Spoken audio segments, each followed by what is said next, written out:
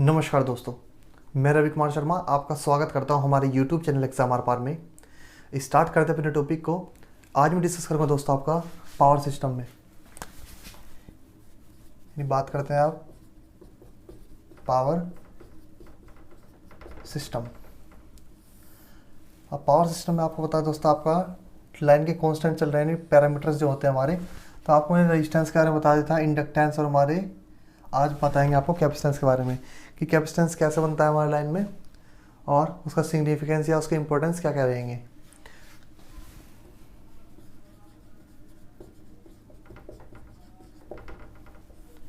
Capacitor होता है हमारा, ये क्या बोल सकते हैं उसको, हम कैपेसिटेंस बोलते थे। कैपेसिटर बोलते थे, आपका क्या बोलते हैं इसको, कैपेसिटेंस। यानी मेनली बात करते हैं उसके कैपेसिटेंस की, ठीक है ना। बात करेंगे आपके कैपेसिटेंस की। अब देखिए कैपेसिटेंस होता क्या है भाई हमारा, कि यदि दो कंडक्टर, ठीक है ना, एक कंडक्टर ये है ए, एक कंडक्टर ये है बी, ठीक है ना, दो कंडक्टर ले लेते हैं। यदि दो कंडक्टर आपके, या कंडक्टर और ग्राउंड के बीच, या कंडक्टर और किसके, आपका जो अर्थ है, यानी क्या है आपका ग्राउंड है, ठीक है ना, दो कंडक्टर या कंडक्टर और ग्राउंड के बीच अगर आपका पोटेंशियल डिफरेंस है, क्या है आपका पोटेंशियल डिफरेंस, पोटेंशियल डिफरेंस है, यानी क्या है आपका दोस्तों इलेक्ट्रिक फील्ड। क्या बोल सकता हूँ आपका पोटेंशियल डिफरेंस तो बोल सकते हैं आपका, या क्या बोल सकते हैं इलेक्ट्रिक फील्ड है दोस्तों। तो क्या होगा, इनके बीच एक कैपेसिटेंस फॉर्म हो जाएगा, यानी इनके बीच में क्या हो जाएगा, कैपेसिटेंस क्या हो जाएगा, फॉर्म हो जाएगा। दो कंडक्टर के बीच में व कंडक्टर व ग्राउंड के बीच में क्या हो जाएगा, कैपेसिटेंस फॉर्म हो जाएगा। यानी कैपेसिटर क्या हो जाएगा दोस्तों, उत्पन्न हो जाएगा, जिसको बोलते हैं कैपेसिटर होता है क्या, क्यू बराबर क्या होता है हमारा दोस्तों, सी वी होता है।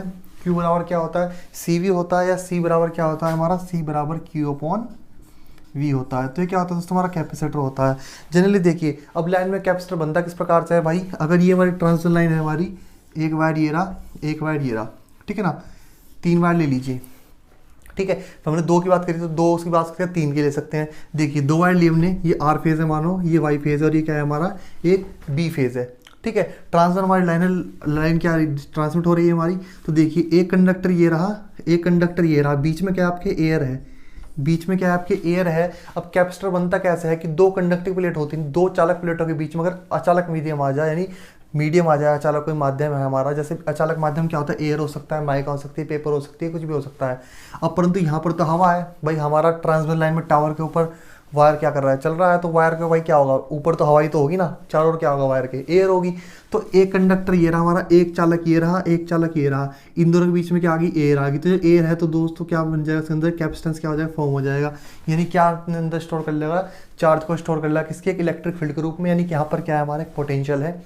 इसी प्रकार से कंडक्टर मान लो ये रहा, इस कंडक्टर इस कंडक्टर बीच में भी होगा हमारा क्या, एक कैपेसिटेंस यहाँ भी होगा हमारा, यानी दो कंडक्टर बीच में भी होगा, दो कंडक्टर बीच में कैपेसिटेंस है हमारा, और एक कंडक्टर हमारा किसके बीच में, ग्राउंड के बीच में भी होगा। यानी कंडक्टर की बात करिए, कंडक्टर है मेरा, ये भाई पॉजिटिव पोटेंशियल मान लीजिए, अर्थ का पोटेंशियल जीरो मानते हैं, निगेटिव मान लेता हूँ कि अर्थ का पोटेंशियल क्या निगेटिव मान लो।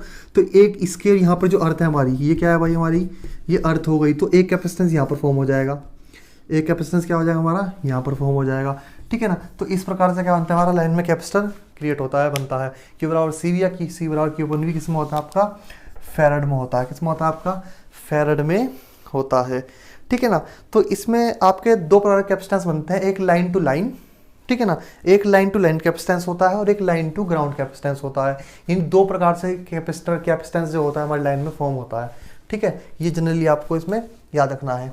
इसके कुछ महत्व होते हैं कि इसके कारण लाइन में होगा क्या क्या इफेक्ट पड़ता है, वो हम थोड़ा सा देखेंगे इसमें, ठीक है ना। तो कैपेसिटेंस को पता लग गया होगा किस प्रकार से हमारा जनरेट होता है।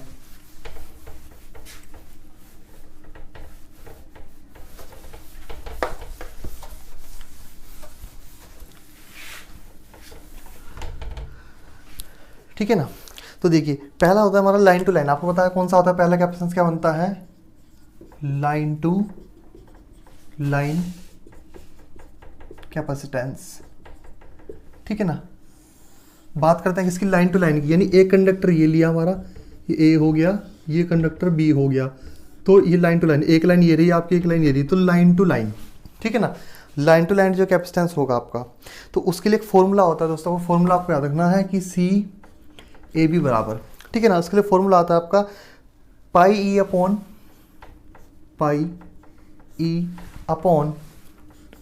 ln d upon R farad प्रति मीटर। ये आपको याद रखना है। आपसे डायरेक्ट आपसे फॉर्मूला भी पूछ सकता है कि लाइन टू लाइन कैपेसिटेंस का फॉर्मूला क्या होता है। तो सी ए बी बराबर pi upon LN D upon R farad प्रति मीटर। तो यह किसके लिए होता है? आपका लाइन टू लाइन कैपेसिटेंस के लिए होता है, ठीक है ना। किसके लिए? लाइन टू लाइन कैपेसिटेंस के लिए हमारा होता है। और इसी प्रकार से अगर हमारा की बात करें, एक आता है लाइन टू न्यूट्रल की बात करते हैं। न्यूट्रल होता है हमारा, लाइन टू ग्राउंड आता है कैपेसिटेंस। एक आता है दूसरा हमारा लाइन टू ग्राउंड।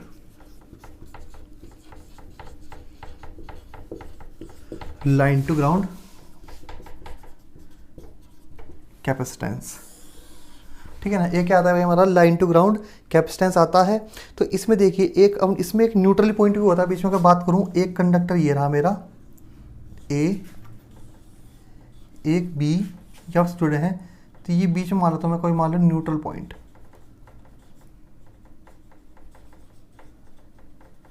क्या मान इसको, मैंने एक न्यूट्रल पॉइंट या न्यूट्रली पॉइंट मान लेते हैं। तो इसमें जो आपकी धारिता होती है दोस्तों, इसमें आपको याद रखना है कि लाइन धारिता का मान, जो लाइन धारिता का मान होता है आपका न्यूट्रल धारिता का आधा होता है। न्यूट्रल धारिता का क्या होता है? वो आधा होता है, ठीक है ना। ये इसमें आपको याद रखना है।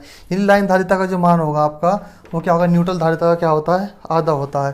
यानी 2C होगा, 2C होगा, क्या होता है? आधा होता है। इसमें को याद रखना है।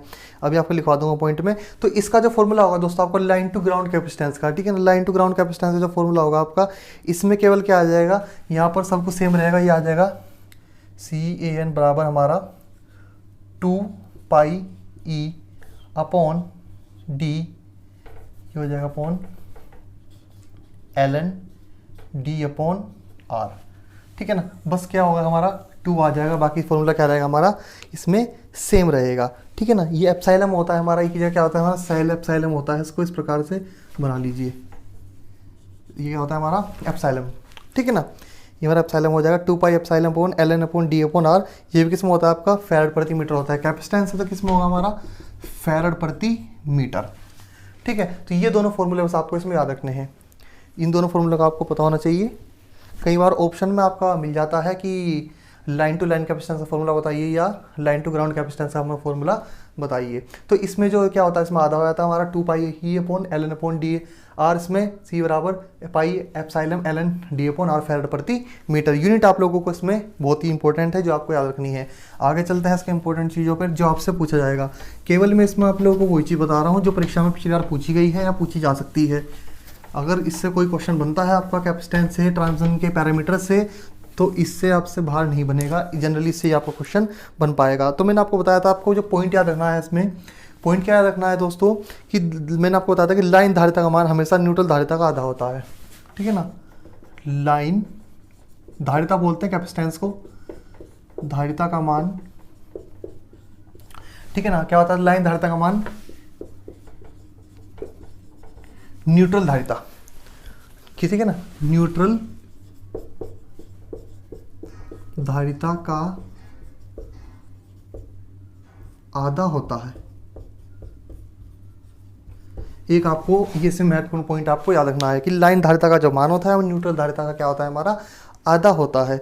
और दूसरा इसमें याद रखना है कि लाइन धारिता तार की, देखिए जो लाइन धारिता होती है, लाइन की जो कैपेसिटेंस की वैल्यू होती है ना, लाइन की कैपेसिटेंस की वैल्यू, यानी लाइन की धारिता का मान बोल दीजिए, या इसको क्या बोल सकते हो दोस्तों? लाइन की धारिता का मान, या उसकी जमीन से ऊंचाई पर डिपेंड करेगा। जो धारिता जो निर्भर करेगी हमारी, यानी लाइन की धारिता का मान दोस्तों आपका जमीन से ऊंचाई पर निर्भर करता है, ठीक है ना। किससे? आपका हाइट, यानी जमीन से ऊंचाई पर निर्भर करता है। एक आप लोगों को इसमें ये पॉइंट भी इसमें याद रखना है, ठीक है ना। यानी जो लाइन धारिता होगी दोस्तों आपकी, जमीन से हाइट कितनी है। अगर यहाँ पर अर्थ है तो कंडक्टर की हाइट यहाँ पर है, तो जो हाइट होगी आपकी उस पर डिपेंड करेगा आपकी किसकी?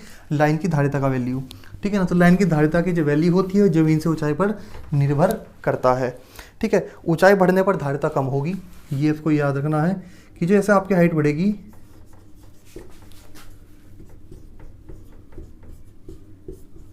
बढ़ने पर क्या होगा आपका, धारिता यानी कैपेसिटेंस। धारिता क्या होती है आपकी, कैपेसिटेंस होती है। धारिता क्या होती है, कम होती है। क्या होती है, धारिता कम होती है। यानी ऊंचाई के बढ़ने पर आपकी धारिता कम हो जाएगी तथा ऊंचाई घटने पर धारिता का मान बढ़ जाएगा। ठीक है ना, तथा ऊंचाई यानी कि हाइट घटने पर धारिता का मान क्या हो जाएगा दोस्तों, आपका बढ़ जाएगा। क्या हो जाएगा, धारिता का मान आपका बढ़ जाएगा। ये आपको याद रखना है कि जो आपकी लाइन की धारिता का मान होता है दोस्तों आपका, वो न्यूट्रल धारिता का आधा होता है, और जो लाइन धारिता का मान होता है वो जमीन से ऊंचाई पर निर्भर करेगा। यानी जैसे जैसे आपका डिस्टेंस हाइट बढ़ेगी तो धारिता की वैल्यू कम हो जाएगी, कैपेसिटेंस की वैल्यू क्या हो जाएगी, कम हो जाएगी। और जैसे जैसे कंडक्टर की हाइट हमारी नीचे रहेगी उस हिसाब से कैपेसिटेंस का मान क्या रहेगा, आपका बढ़ जाएगा, या इसमें ज़्यादा रहता है। ठीक है ना, इसमें क्या रहता है, आपका ज़्यादा रहता है। ये आपको इसमें याद रखना है, ये बहुत इंपॉर्टेंट चीज़ है जो आप लोगों को बताई है।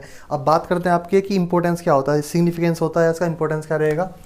ठीक है ना, इसको नोट कर लीजिए, फिर मैं ऊपर से लिखवा देता हूँ। अगर आपको यहीं से यहाँ पर थोड़ा जगह स्पेस कम रह जाएगा तो इसको नोट कर लिए दोस्तों, फिर मैं इसको रफ कर देता हूँ। फिर बात करते हैं आपके सिग्निफिकेंस ऑफ कैपेसिटेंस की।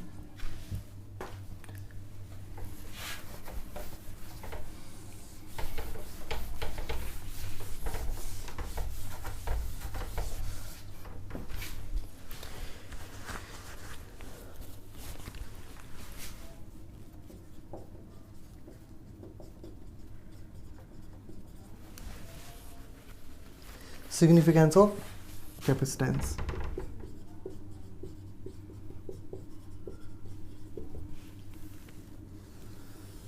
यानी आपके वाई सिग्निफिकेंस है हमारा इंपॉर्टेंस बोल सकते हैं आपका, लाइन प्रचालन का आपका धारिता का महत्व क्या होगा आपका।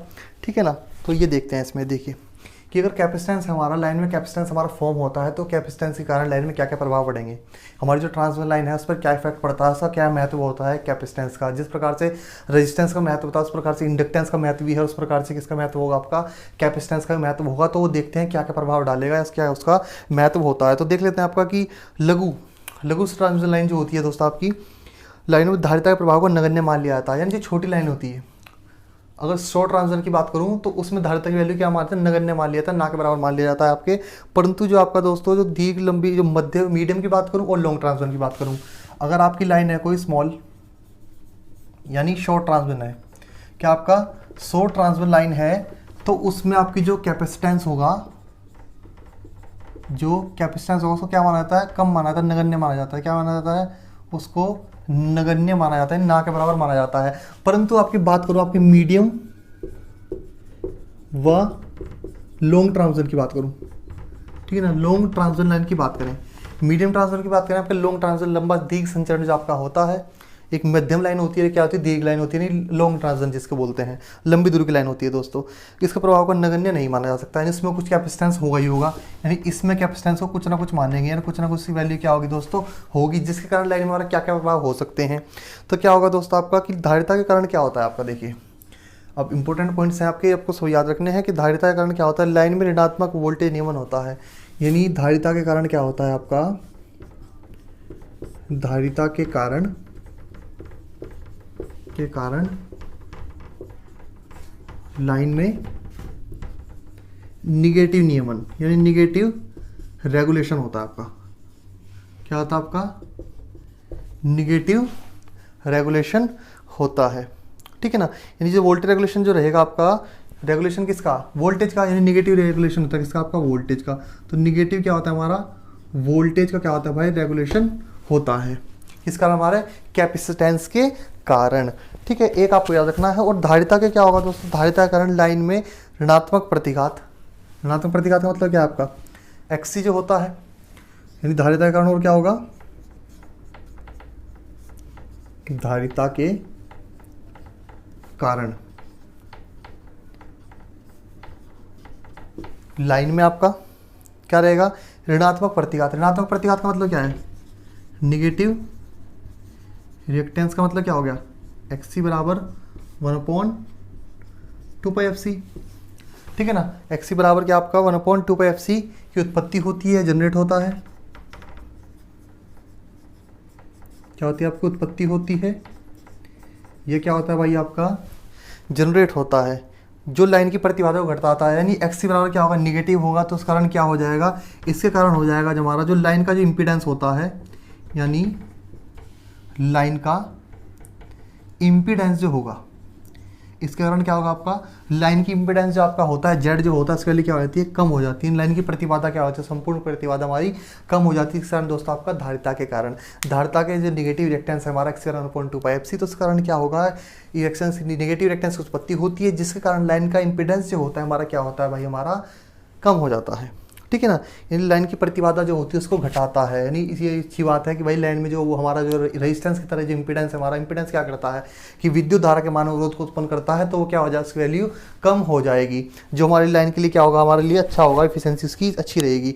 ठीक है ना, और क्या होगा, अब देखिए इम्पीडेंस कम हो गया, इम्पीडेंस क्या हो गया हमारा कम हो गया, तो इम्पीडेंस क्या होता है, देखिए इम्पीडेंस को क्या होता है cos फाई बराबर क्या लिखता हूँ मैं R/Z लिखता हूँ, cos फाई इक्वल टू क्या R/, क्या होता है Z होता है। अब इम्पीडेंस आपका क्या हो गया कम हो गया, इम्पीडेंस कम हो जाएगा तो पावर फैक्टर की वैल्यू क्या हो जाएगी बढ़ जाएगी, तो पावर फैक्टर क्या हो जाएगा लाइन का आपका अच्छा हो जाएगा। एक नेक्स्ट पॉइंट हमारा इसमें ये भी ऐड हो जाएगा। ठीक है ना, तो इसको थोड़ा ऊपर लिख देते हैं, यहाँ तक नोट कर लिया है आप लोगों ने तो उसको रफ कर देता हूँ, फिर ऊपर लिख देते हैं।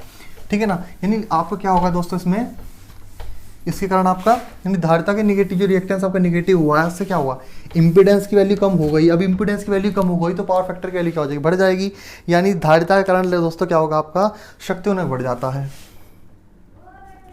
यानी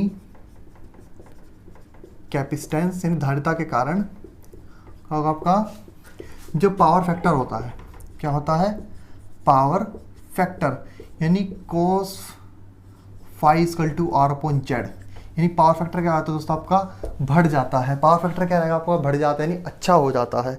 ठीक है ना, यानी शक्ति उन्हें क्या होता है आपका बढ़ता है, cos फाई इक्वल टू क्या होता है R/Z, और ये और Z क्या होता है संपूर्ण प्रतिबाधा क्या होती है R² प्लस सेल XC का होल स्क्वायर, और ये किस में अंडर रूट में। ठीक है ना, तो जो संपूर्ण प्रतिबाधा होती है वो क्या होती है बढ़ जाती है, हमारी प्रतिबाधा घट जाएगी, प्रतिबाधा घटने के कारण पावर फैक्टर क्या हो जाएगा मेरा अच्छा हो जाएगा, किसके कारण लाइन की धारिता के कारण। ठीक है ना, अगला पॉइंट देख लेते हैं इसमें, अगला क्या हो और क्या क्या इफेक्ट डालेगा हमारी लाइन के लिए कि धारिता प्रवाह के कारण लाइन में वोल्ट तपात घटता है, यानी जो कैपेसिटेंस होता है दोस्तों हमारा, यानी धारिता के कारण कैपेसिटेंस क्या है हमारी धारिता, तो भाई धारिता के कारण वोल्टेज जो पात होता है यानी वोल्टेज ड्रॉप जो होता है वो घटते हैं। ठीक है ना, क्या होंगे हमारे भाई वोल्टेज ड्रॉप क्या होते हैं लो होते हैं, यानी क्या होते हैं कम होते हैं, लो वोल्टेज ड्रॉप होते हैं, इस कारण हमारे कैपेसिटेंस के कारण। और क्या प्रभाव डालेगा लाइन पे भाई हमारा, और क्या क्या महत्व हो सकता है इसका, क्या क्या होता है लाइन में देख लेते हैं इसमें। और शक्ति गुणक जब हमारा अच्छा होगा तो उसको क्या बोल सकता हूँ मैं लीडिंग पावर फैक्टर। ठीक है ना, यानी धारिता के कारण की दोस्तों क्या बोल सकता हूँ कि धारिता के कारण आपका कैपेसिटेंस के कारण, यानी धारिता के कारण लाइन का पावर फैक्टर अग्रगामी हो सकता है या लीडिंग हो जाएगा, क्या हो जाएगा आपका अग्रगामी बोलते हैं आगे, या लीडिंग हो जाता है क्या अच्छा हो जाता है। ठीक है ना, क्या होता है आपका लीडिंग हो जाता है, यानी इसको क्या बोलते हैं आपका अग्रगामी बोलते हैं दोस्तों। अग्रगामी का मतलब होता है आगे, यानी बढ़ जाता है अच्छा हो जाता है लीडिंग हो जाता है। ठीक है ना, और आपका और देख लेते हैं और क्या होगा इसमें भाई कि धारिता प्रभाव के कारण और क्या होगा हमारा, जो धारिता प्रभाव के कारण और क्या होगा हमारा भाई पावर फैक्टर इंप्रूव हो गया हमारा। ठीक है, वोल्टेज ड्रॉप कम हो गए, और एक हमारा हो जाएगा धारिता प्रवाह के कारण लाइन में आवेशन धारा प्रवाहित होती है चार्जिंग करंट, यानी धारिता के कारण ही धारिता के कारण में चार्जिंग करंट क्या होती है फ्लो होती है या प्रवाहित होती है। ठीक है ना, इस कारण क्या होगा हमारी लाइन में चार्जिंग करंट आवेशन धारा उसको बोलते हैं, हिंदी में क्या बोलते हैं चार्जिंग करंट को आपका आवेशन धारा बोलते हैं, जो आवेश के द्वारा स्थापित होती है। जो कैपेसिटर ने आपका क्या करा स्टोर करी फिर क्या कर देता है वो डिलीवर कर देता है, क्योंकि शक्ति में कोई नहीं होता। इसमें मैंने आपको बताया था कि इंडक्टर जो कैपेसिटर होते हैं आपका pure inductive circuit pure capacitive circuit जब हमने पढ़ा था तो हमने इसमें देखा था कि जो आपका प्योर कैपेसिटिव सर्किट था और प्योर इंडक्टिव सर्किट था वो क्या कर रहे थे आपका पावर को एब्जॉर्व कर रहे थे और फिर डिलीवर कर रहे थे। एब्जॉर्व करा और डिलीवर करा, तो ये क्या काम करता है एब्जॉर्व करना और डिलीवर करने का कार्य करता है हमारा लाइन के अंदर, जिसको बोलते हैं आपका चार्जिंग करंट, या आवेशन विद्युत धारा उसको बोलते हैं। मैंने आपको बताया था अगर ट्रांसमिशन हमारा हो रहा है, इलेक्ट्रिसिटी एक एंड से दूसरे एंड तक पहुंच रही है, तो महत्व होता है आपका इंडक्टर का और आपका कैपेसिटर का। आपका कैपेसिटेंस का महत्व होता है, आपका इंडक्टेंस का महत्व इसमें बहुत महत्वपूर्ण रोल अदा करता है। तो उसके पॉइंट्स होते हैं ये, आप लोगों से जो पेपर में आपका जो पूछा जाता तो इनसे ही आपका क्वेश्चन बनता है। तो इसलिए इन चीज़ों को बहुत ही ध्यान से पूर्वक आप लोगों को पढ़ना है। सब पॉइंट आपको क्लियर होने चाहिए, आपको पता होना चाहिए, ठीक है। और क्या होता है देखिए, बात करते हैं कि धारिता प्रभाव के कारण दोस्तों लाइन की धारा वहन क्षमता बढ़ जाती है। यानी इसके अकॉर्डिंग क्या होता है दोस्तों, जिसमें कैपेसिटेंस फॉर्म हो जाता है लाइन में हमारा, तो जो करंट कैपेसिटी होती है उसकी वो बढ़ जाती है दोस्तों। यानी करंट वहन क्षमता क्या होती है आपकी, बढ़ जाती है। तो ये पॉइंट भी लिख देते हैं आपका, ये पॉइंट भी बहुत महत्वपूर्ण है।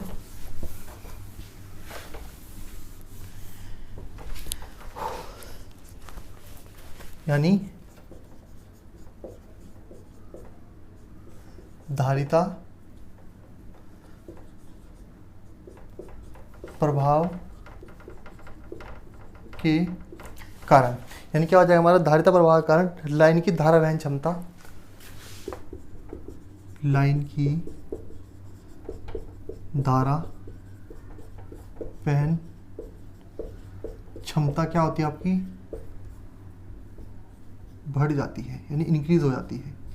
यानी करंट कैपेबिलिटी जो होती है, यानी कि करंट वहन क्षमता जो होती है दोस्तों आपकी, तो वो क्या होती है आपकी, बढ़ जाती है। लाइन की जो करंट कैपेसिटी जो होती है वो क्या होती है आपकी, इंक्रीज हो जाती है, यानी बढ़ जाती है। किस कारण, हमारे कैपेसिटेंस के कारण, ठीक है। यानी कैपेसिटेंस के कारण हमारी लाइन की जो करंट वहन क्षमता होगी वो क्या हो जाएगी, इंक्रीज हो जाएगी। और धारिता के कारण लाइन में दोस्तों वोल्टेज ड्रॉप जो हमारा जो वोल्टता के रूप में क्या होता है दोस्तों, संग्रह होता है हमारा। यानी जो इलेक्ट्रिक फील्ड के रूप में आपको बताया था दोस्तों, कैपेसिटेंस क्या कर लेता है, फॉर्म कर लेता है। यानी जो हमारा क्या कर लेगा दोस्तों, हमारा धारिता के कारण दोस्तों लाइन में वोल्टता के रूप में ऊर्जा संग्रह हो जाती है हमारी, ठीक है ना।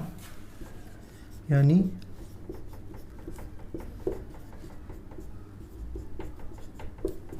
क्या हो जाएगा हमारा, धारिता के कारण आपका लाइन में